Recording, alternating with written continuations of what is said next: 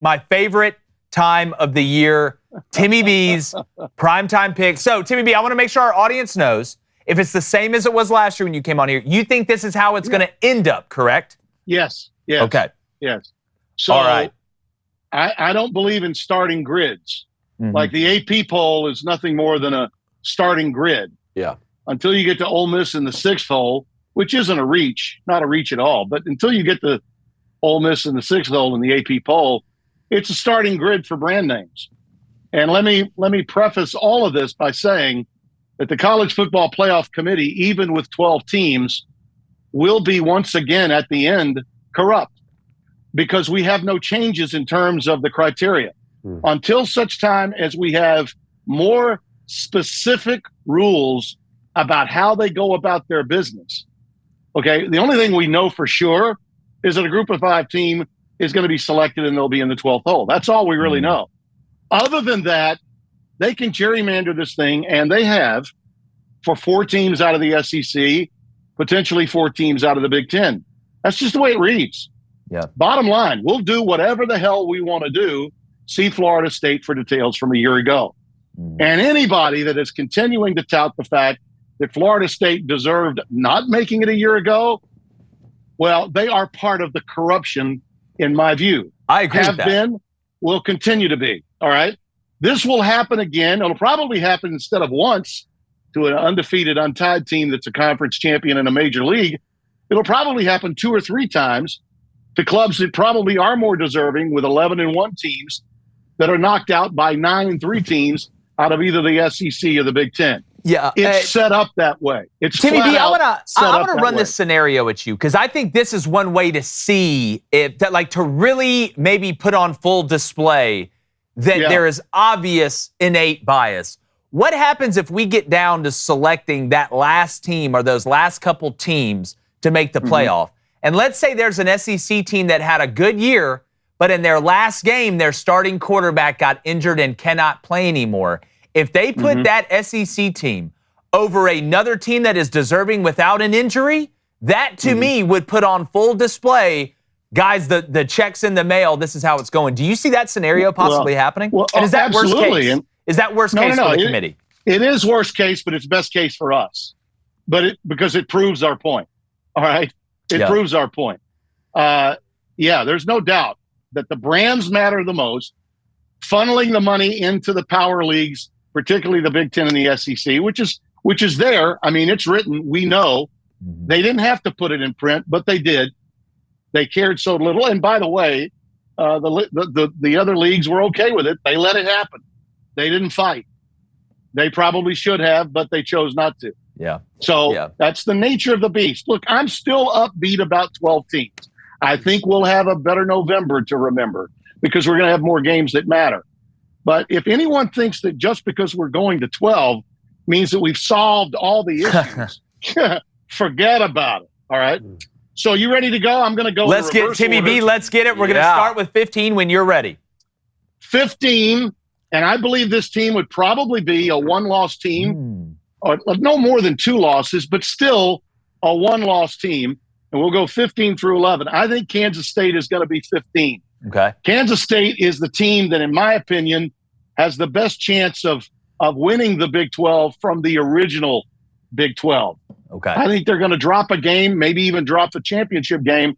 And if you've got more than 1 loss, and maybe even if you do have 1 loss, you're not going to get in if the other team that wins the league championship has a loss. Okay. So I got Kansas State at 15. Pivotal game, Friday, September 13th, K-State, Arizona. If they win that game in Manhattan, Johnson, as you know, is a great talent. He's the reason why they've got the quarterback that they used to have now at Ohio State, Will Howard. I think that he's going to be a difference maker. But the bottom line is I just don't think they'll quite make the final 12. So K-State at 15. Florida State, in my opinion, is going to run into some trouble in the ACC because of a team you'll hear about later in my poll. So I got Florida State at 14. At 13, Penn State. They will get out to a difficult start. West Virginia is going to knock them off week 1. Timmy B, I may ride with you on that one. That may be a squad ride on that one. I haven't decided. I'm definitely taking West Virginia plus 10. I can promise you that. Yeah. Morgantown, tough place to open. It's a bitter, old, huge rivalry. I've been there for a few of them back in the day. This is a huge game. And until Aller shows me something, I'm sorry, I don't think that they're ready for prime time and to make the top 12. And I don't think their schedule, even though it's easier than Ohio State's or Michigan's and a few others, it's not easy enough. Yeah. And more on that coming up. Number 12, that's the team that has to come out of the group of 5. Okay. And Spencer Danielson is a hot name. Won 3 straight games as an interim coach at Boise State. The boys on the blue field are going to be the party crashers. They will win every game outside of the Oregon game, in my view. I'm going Boise State as your group of 5 team in the 12th position. Number 11, Miami.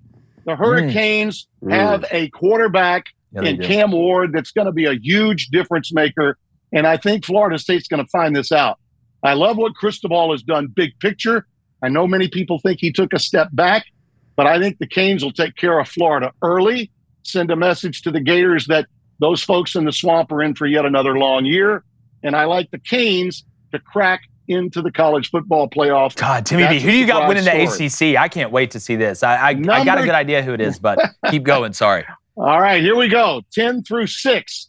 At number 10, the party crasher from the SEC that deserves to go and will have, I think, one of the top quarterbacks in the country, possibly a Heisman Trophy winner, Missouri. Eli Drinkwitz has a schedule made to order in the league. He does have to obviously have a defense that is as good as it was a year ago, though he lost his defensive coordinator. I think he will. I like Missouri. I love their schedule. The next team I love out of the Big Ten, and I'm taking them over Penn State because the schedule's a cakewalk. And as long as Phil Parker is running that defense, and as long as Cade McNamara stays healthy, I like the Hawkeyes of Iowa in the 9 hole. Take Iowa at 9. Number 8, and this is where they ought to be, not where they deserve to be because of their brand, Alabama. Crimson Tide are not going to have it easy this year. They could drop as many as 3, but they'll still get in because they're Alabama. Alabama, probably a 2-loss team this year. The schedule's not bad, but again, you've got a new staff, a new view, and if you don't get the job done early and even don't look good at Wisconsin early in the season, it might be difficult times in Tuscaloosa because that fan base is going to be chomping at the bit. Number 7, the team that's going to win the Big 12 this year and is hardwired to go on the road with a defense that really, when you think about it, the best defensive coordinator not named Phil Parker in college football is Morgan Scalley. Utah is loaded. Cam Rising is in his 25th year as quarterback of this team. I like Utah. They're going to play a couple of tough games early, but I think they'll stand the test. Probably get by with 1 loss in the Big 12. Where they get it, I don't know. But I think in the Big 12 championship game, I'm going to go with them over Kansas State. But listen, in that league, Kansas is going to be a problem. Arizona is going to be a problem. West Virginia, I think, is going to be far improved. TCU might right the ship very quickly with all the offensive personnel they have. Those are all teams that I have outside the top 15, but inside my top 25. At number 6, the Rebels. This is one place where I do agree with the AP poll. Ole Miss's defensive front is going to be the best one they've ever had. And the offense is just tremendous. Talk that Absolutely is, Tim. Tremendous. I agree. I love the Rebels at 6. Now, 5 through 1. The Fighting Irish of Notre Dame have a schedule that is absolutely perfect. And by the way, 5 is as high as they can get. Number 5 is as good as it's going to get for Notre Dame. But they're okay with that. An extra home game, not a problem. I think that they are in great shape this year.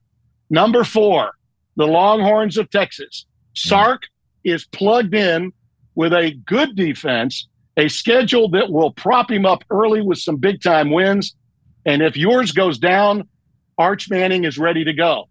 Nobody's got a quarterback room that looks any better than Texas. I think the Horns were legit a year ago. I think they will sell and do well yet again this season. So Texas at number 4. Number 3, the Buckeyes of Ohio State. Ohio State's going to lose that game at Oregon, They'll have a chance to get past that a little bit later on. Remember, that game is played on October the 12th. Yep. So it's deep enough into the season and yet early enough into the season that they can recover from a loss in Eugene, which I think they'll have. Number 2, the Bulldogs. Georgia's got the best roster in the SEC. I do think that this is a defense that is solid and good enough in the conference to get through without a problem. Should be, in my opinion, in the national championship game. But the team that's going to win it all, and may win it all even with an L, possibly even in a position where they might lose a game in the season, come back and win the Big Ten title, the Ducks. Oregon. Dan Lanning will take down his old team, the Georgia Bulldogs, to claim a national championship. They have, I think, all that you need. Yeah. And Dylan Gabriel, in my view, is my odds-on favorite to win the Heisman Trophy. He will go in and do much what Bo Nix did. I love Stein, the offensive coordinator. He will do with him exactly what they did with Bo Nix, get the most out of him. So there you have it. Oregon to win it all. Iowa as probably, along with Missouri, the 2 huge party crashers. And Boise State, the boys from the blue field, the ultimate fly in the ointment as the team outside the Power 4 to get in. So you think the 4 best teams in the country, 2 of them are in the Big Ten, 2 of them are in the SEC. I don't think that's crazy at all. The one part I'm looking on here that me and you disagree with, and I know this is how you these are the 15 best teams the way you're ranking them at the end of the year, right? Okay, so not this the is 12 teams. This is after the championship is played. Yep. This is after the championship played. Schedules. Yep. Yes. And Notre Dame. That's what fans so many times don't understand. Yeah. And they get pissed off about it. You can't stack teams like Ohio State, Oregon, Alabama. You can't stack these teams based on brands unless, of course, you're trying to do what? Give them a competitive, corrupt advantage. Yeah. And that's exactly what happens here with the preseason polls. The polls, whether it's the coaches poll or the AP, fans the flames of corruption for the College Football Playoff Committee at the end of the year. Yeah, and Timmy B, the one question where we disagree, I don't think putting Iowa in there is crazy at all. I'm with you on Ole Miss. I think Utah may have a chance to do something really special. We'll get into that next week. Notre Dame for me, and here's why. I'm not one of these. I know a lot of people either love Notre Dame or they hate Notre Dame. My grandfather was in the Navy. He hated Notre Dame. I got an uncle who loves Notre Dame. But when I look at Notre Dame, I don't hate them. What I worry about is they're almost the inverse of what they were last year. And I know they weren't unbelievably elite last year, but they were so good on the offensive line, and they were young and developing at the skill positions, and you had Sam Hartman at quarterback. Not only do you lose Joe Alt and Blake Fisher, both your starting tackles, both in the NFL, both damn good players, but your new phenom left tackle, Jagaza, goes down for a season-ending injury. Now you're having to shuffle guys around. And I tell you what, Timmy B, them going into Kyle Field week 1, that could leave a sour taste in a lot of people's mouths, especially losing that left tackle. That's the only spot where I'm disagreeing with you on this list. I'm with you. I have confidence that Texas A&M will once again be overrated and lay another egg. But the bottom line is Notre Dame's playing the right teams at the right time in terms of those matchups in the Big Ten. They got the right teams at the right time. That's why I like them. Yeah. And I also believe, again, they're a team that if they have a blemish early, let's say they do go into Kyle Field and lay an egg, they have time. They have time. The system is built so much for them. Okay, just as it is for the Big Ten and the SEC. I mean, it really is. Notre Dame is the ultimate pure playoff privileged team. I don't doubt that you're right. They may not be as high as 5, but I guarantee if they've got 2 losses, they're going to find a way to get them in the top 12. Okay, so, Timmy, your conference champions are Oregon, Georgia, Utah, Miami. Yes. That's what I was going to ask, too. Okay. Yeah. So so I'm trying to figure this out, too. So you got 5 SEC teams, 3 Big Ten. You think ACC only gets 1. You think the Big 12 only gets 1. Boise State will be your group of 5, and then Notre Dame as an independent. Okay. Yeah. And by the way, I definitely believe that the Big 12 could deserve 2, but they'll never get them in. Never get them in. Kansas State will never. I'm leaning towards Kansas State right will now. No, they won't. I'm telling you, they won't. 2 reasons. One, name brand and lack of television market. Boy, how pissed are people going to be when Boise State, if this goes down like this and Boise State gets in over Penn State, Florida State, and Kansas State. That's why I'm glad they have the automatic, the fifth highest rated conference champion, whatever. And by the way, I think the Big 12 is the most competitive league in the country. I don't think that's without a doubt. Yeah. By the way, TCU, I think, could be really, really good. Kansas is a top 20 team, in my opinion. I would have them, if I went to 25, I'd probably have them around 18 or 19. So, no Oklahoma State? If Daniel stays healthy. No Oklahoma State. No, Oklahoma State's top 25. I'd have them in my top 25. So how about this, Tim? Without a doubt. So let's talk about a couple other teams that aren't in there. If I went to 25, David, don't mind interrupting.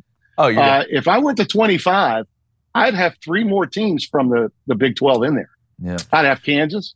I'd have Oklahoma State. I'd have West Virginia. All 3. Okay. And if West TCU Virginia is an beats outside Penn State, possibility. which, man, even Penn State at 13, if you already have them losing the West Virginia game. Anyway, a couple other teams. Yeah. Just give me a quick recap here because they're not in your top 15. Clemson, Michigan, LSU, and Tennessee.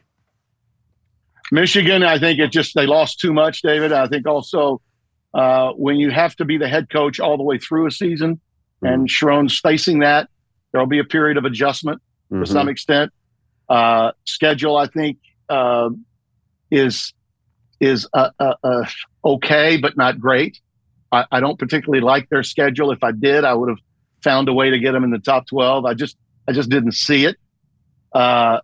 LSU's, I'm sorry, their defensive front and their secondary, too many questions. I don't think they identified their roster issues as well as Ole Miss did, not by a long shot through the portal. And of course, last year they made devastating, embarrassing decisions with the portal in their secondary. So, Nussmeier is a first-round pick. LSU is certainly a top 25 team, but I just don't see it. And I think Clemson is going to find out that people are talking about the ACC being watered down. You play Cal, you play Stanford, some of those games where like an NC State has to fly all the way out and play in Palo Alto as opposed to playing maybe a team in their original 8-state area of what the old ACC was. The reality is it may be watered down in one area, but there are problems with that travel. And teams like, Cal will be a problem in matching up against, particularly when they're playing at home. A team like SMU Lashley's ready to go. He's ready, Timmy B. Those oil barons are ready to piss some people off, okay? And in the ACC, you've got a chance to do that. So I think there are more landmines for teams like Clemson and Florida State than people realize. I think the preseason perception of the ACC is that their additions didn't help them as much as the additions in the Big 12 helped them. And I get that to a point. But that doesn't mean that having to play those games isn't problematic. Yeah, I want to get to the chat because I know they got some questions. I want to ask you this, though, real quick, though, Timmy B. If Clemson doesn't finish in the top 15, what is the temperature of the water like for Dabo Swinney up there in Clemson? Well, I don't think it's as bad as maybe their fan base would like to believe that it is. Yeah. Because when you think about the history and tradition of college football at Clemson, this is the glory era. This is the golden period of Clemson football. They would be every bit as pissed off as, say, LSU's fan base will be if they're not in the top 12. Yeah, and Timmy B, I say that. But go ahead. No, go ahead. No, I'm with you. Go ahead. Well, I'm going to say I don't think they're going to fire him, but is it the point where, Dabo's already made it known he doesn't like the way college football's working out right now? And if you add that with people, with people starting to chirp really, really loud and you're not winning on the field, is it something where Dabo says, you know what, I'm done with this. I'll Chip Kelly this thing. I'll just go be an OC somewhere, whatever. They wouldn't fire him. He's going to go out on his own shield. Yeah. I'll be honest with you. Brian Kelly didn't, and I'm very high on Brian, as you know. I think he was the right coach for LSU to hire, but I didn't like the narrative from his offseason about here are the standards that we set, and here's how we're going about the business of building our roster. And I understand that. I understand where he is in his life at plus 60 and the standards that he wants to have. But when you go in that direction publicly, I think that in the spin rooms of NIL college football, that doesn't help you necessarily get the guys that you want. And it's not as if LSU doesn't have, all the money in the world and, a Brinks armored truck that they're ready to spill, but they're trying to create standards so he can maintain the kind of control that college football head coaches used to have. Dabo is in overdrive in that area. Dabo's gone way over the line in that regard. And I think the narrative spins negatively, even more so for him when things don't go well in the regular season. Because the fans, especially the young ones, they don't care. They want to win. Yeah. Run the damn ball. Yeah. Throw it deep. We want to win. Okay? They're not worried about the crap they're bitching about for 7 months out of the year. During those 4.5 to 5 months when it's game on, you by God win. That's exactly right.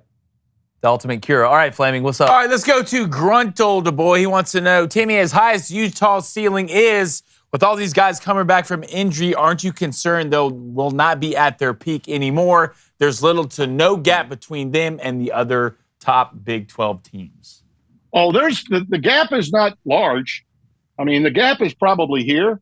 But now let's talk about the level of the players we're talking that are back. All right, remember, they won a ton of games last year without Cam Rising, without Brent Keithy. Keithy is one of the top tight ends in the country. He started in front of Dalton Kincaid, Timmy B. He started in front of Dalton Kincaid, who's with the Bills right now. Think about that. That guy, I had them at UCLA in a game they lost 2 years ago at the Rose Bowl. I was so impressed. Whittingham and that Utah team, in my view, will have no problem transitioning into road environments in the Big 12 because they've done it now consistently on the road. And last year, and I know I piss off SEC fans when I say it, last year they did it on the road without two of their top players in the best conference in America, the Pac-12.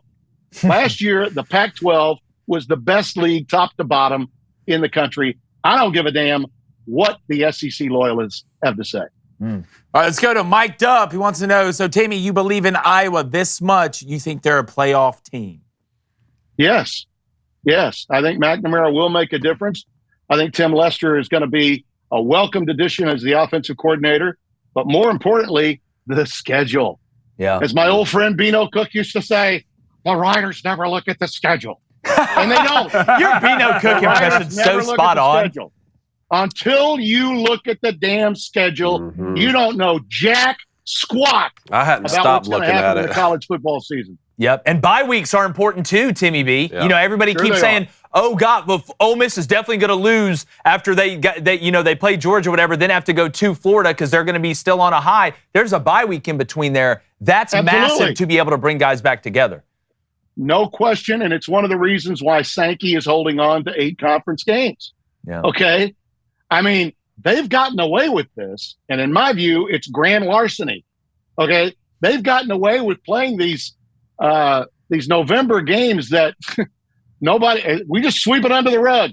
SEC Network can do the halftime highlights in like 30 seconds. Okay, they just took care of Tennessee Chattanooga on November 17th. Fine, good, beautiful. Let's move on. Those open dates are built in there, and if they're not open dates, then they're playing substandard competition in November, so they're healthy for their biggest games. And look, it worked for Mike's Live. And until ESPN wants to pony up some additional revenue, they're going to stay with 8 games. You know that. I know that. Yeah. Hell, the Disney Corporation is making how much money, and they're still firing on their talent, saying it's for budgetary reasons.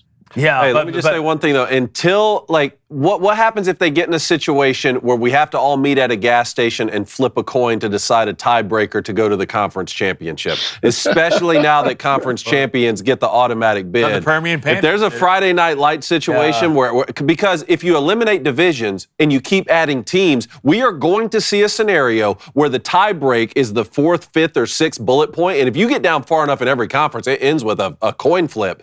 That's going to make a lot of people mad, Tim.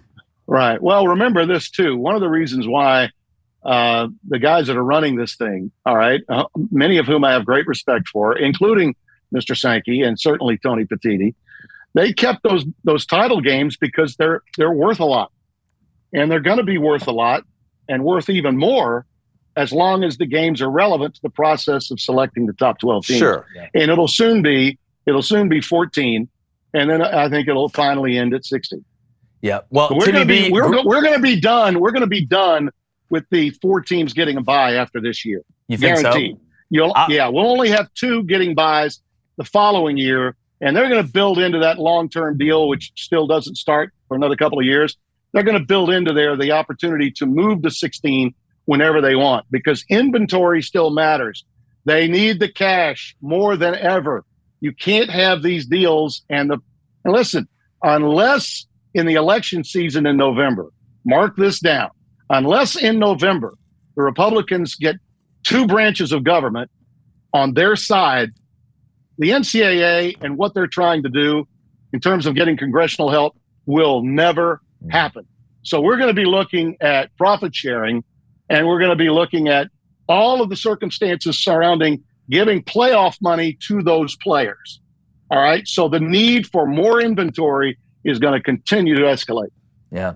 Well, they're just going to have like that going out of business sale, I guess, just to Every the day. college football playoff committee, and then you never go out of business. But Timmy B, with your picks and football season, we're never going out of business, baby. Great stuff. We're going to put it on social. Man, I'm so excited to turn on the TV and watch it this fall. And heck, I'm just excited to turn on the TV and watch football this fall. And obviously, we're going to have you back, brother. But thanks so much for taking time and revealing that on our show. You got it. A week from Saturday, we're going to get a little warm-up game in New Mexico, Devin Gardner and me. And then the following week, it's on to Camp Randall, then it's out to Wazoo with Texas Tech, and then on Friday the 13th, the Friday thing gets started in Manhattan, Kansas. I'm looking forward to that. Hey, Timmy B, we all are. Thanks so much, brother. Tim Brando, best in the biz, our good friend. What's up, YouTube? I'm going to make this pretty simple. If you don't subscribe, my brother's going to turn into a dragon and burn your house down.